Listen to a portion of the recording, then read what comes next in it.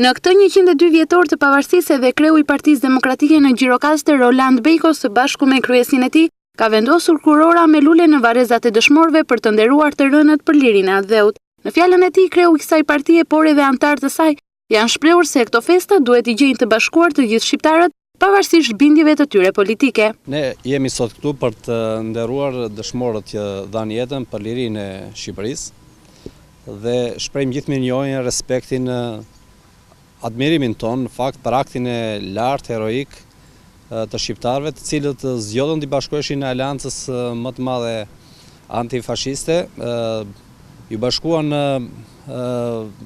aleatëve anglo-amerikan, të cilët menduan për liritë e popujve, duke çliruar ata nga dhuna, nga terrori, nga një sistem i cili nëse do të ishte instaluar, do të ishte ndoshta sistemi më i zi i provuar në historinë e njerëzimit. E kanë fjalën këtu për nazifashistët. Por mendoj që këta dëshmorë që dhanë jetën për çlirimin e Shqipërisë kanë vuajtur këto vite atë që quhet keqpërdorimin.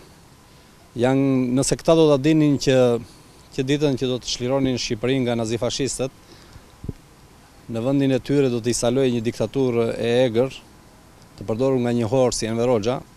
Jam i bindur që asnjëri prej tyre nuk do të merrte mundimin të dilte nga shtëpia dhe të shkonte në mal për të luftuar, sepse një regjim gjakatar u zëvendësua me një regjim tjetër gjakatar, i cili që ditë e para të tij, në emër të demokracisë dhe popullore, arrestoi vëllezër, motra, kushorinj, bashkëluftëtar të këtyre dëshmorëve të rënë, duke legjitimuar nëpërmjet aktit të tyre regjimin e tij gjakësor 50 vjeçar.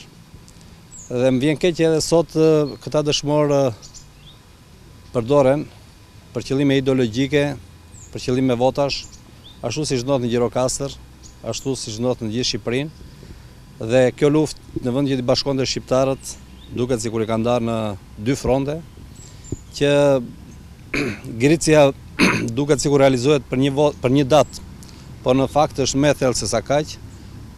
Ka të bëjë me ideologjizimin që është bërë kësaj lufte dhe gjithë shqiptarët, fëmijët tanë, brezat i do të vinë, do ta festojnë këtë luftë së bashku, këtë ngjarje së bashku. Po fakti është që historiani nuk e kanë bërë punën e tyre. Ideologjia ka ndërhyrë, domethënë në këtë ngjarje dhe siç thash, është përdorur për qëllime mbi të gjitha elektorale dhe qëllime pushteti.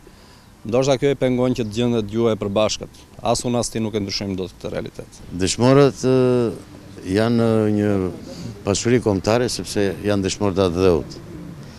Nuk janë monopol i partive apo i forcave të veçanta politike. Ata e dhanë jetën për liri, për një demokraci dhe për një Shqipëri që të prosperonte, të realizonte të ecte përpara. Pavarësisht se shumë idealet të tyre, sikur ata të ngriheshin edhe një herë, nuk janë realizuar sepse vetë sistemi diktatorial që u vendos në Shqipëri bëri të kundërtën e idealeve të tyre. Kjo është e para. E dyta është se ne dëshmorët i kemi respektuar dhe i respektojmë vazhdimisht. Edhe luftën nacionale shqiptare e respektojmë, po jo ta glorifikojmë duke respektuar aq sa i takon. Domethënë luftë është bërë nga gjithë Evropa, edhe Shqipëria mori pjesë në atë luftë kundra fashizmit dhe nazizmit. Ishte një luftë nacionale me karakter çlirimtar dhe nuk ishte luftë që të vendosesh një diktaturë e egër siç u vendos në Shqipëri. Kjo është një fatkeqësi kombëtare që populli shqiptar e përjetoi për gati gjysmë shekulli.